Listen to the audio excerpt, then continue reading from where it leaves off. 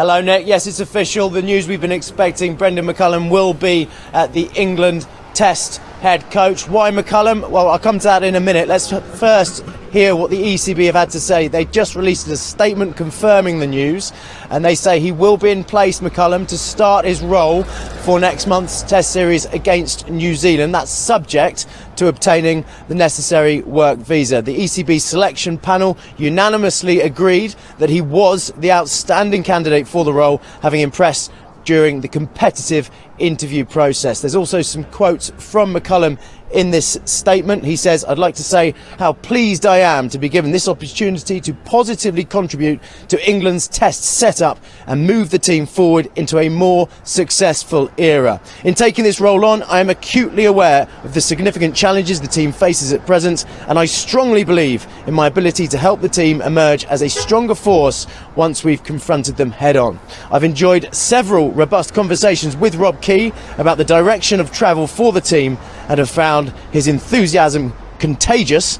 I'm no stranger to bringing about change within a team environment, and I can't wait to get started.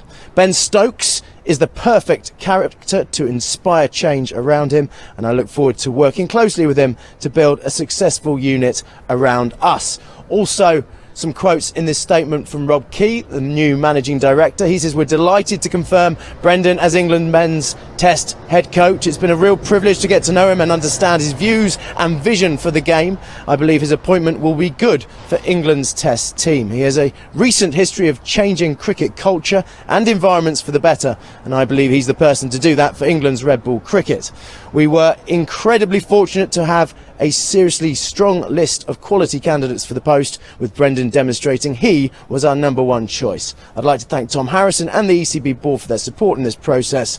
I believe in Brendon and Ben Stokes, a formidable coach and captain partnership. Time for us all to buckle up and get ready for the ride." Some interesting words there from Rob Key. The words which were repeated: culture, changing culture, winning culture. That's going to be a hard thing to do with this team. They want to turn it, a disappointing run, one win in 17 tests, into a consistently successful Test team. Brendon McCullum has experience of doing that with New Zealand, and clearly the ECB have decided he's the man who can do it with England too.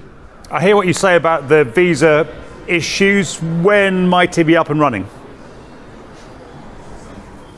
Well, all being well, he should finish up with the Kolkata Knight Riders. He's currently coaching in the IPL. They've got 2 more games. They finish their season on the 18th of May. England will be looking to name the Test squad for the first Test here against New Zealand, a team that Brendon McCullum will know very well indeed. That's on June the 2nd, so England will be looking to name that the week of the 23rd. So you'd be looking to have Brendon McCullum here the week before that. It's not long, it's not much time, but they will be able to meet obviously over Zoom, Skype, whichever platform they want to use, and have discussions around picking that squad. But first and foremost, the job is to pick that squad, try and get a winning team together to start the series here against New Zealand, a 3-match series which takes us into June. Looking slightly more broadly, what will his priorities be?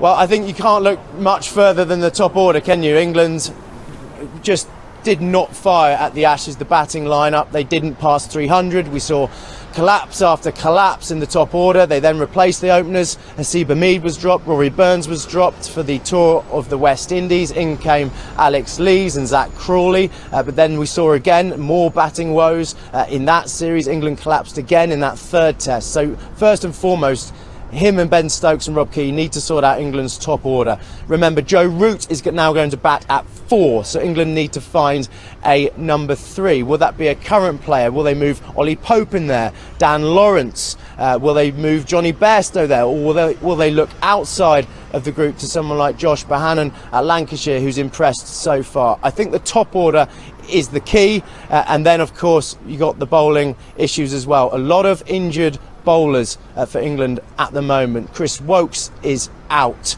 Ollie Stone is out. Jofra Archer is still returning from injury. Mark Wood is returning from injury.